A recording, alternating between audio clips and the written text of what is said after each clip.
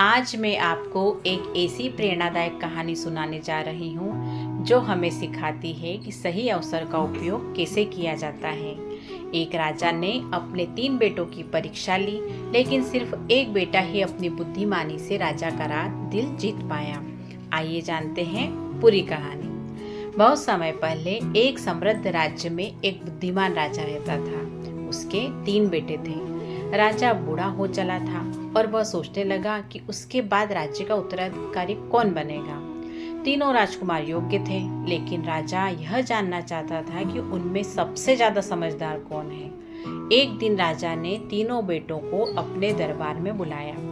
उसने प्रत्येक को कुछ बीज दिए और कहा, मैं 1 वर्ष बाद वापिस आकर देखूंगा कि तुमने इन बीजों का क्या किया।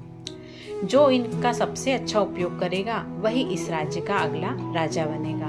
तीनों राजकुमार अपने अपने बीज लेकर चले गए। पहले राजकुमार ने सोचा, अगर बीज खराब हो गए या खो गए तो पिताजी नाराज होंगे। उसने बीजों को एक सुंदर डिब्बे में बंद करके ताले में रख दिया। दूसरे राजकुमार ने सोचा, इन बीजों को बेचकर अभी धन कमाया जा सकता है। उसने बाजार में जाकर बीज बेच दिए और धन अपने पास रख लिया। तीसरा राजकुमार समझदार था। उसने बीजों को खेत में बो दिया। रोज पानी देता, मेहनत करता और उनकी देखभाल करता था।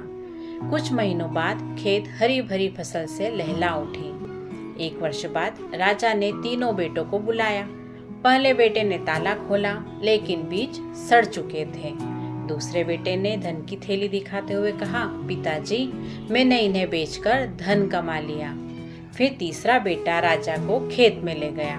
वहां सुनहरी फसल लहरा रही थी। राजा बहुत प्रसन्न हुए और बोले, जो अवसर को बढ़ाकर सबके लिए समृद्धि लाए वही सच्चा उत्तराधिकारी होता है।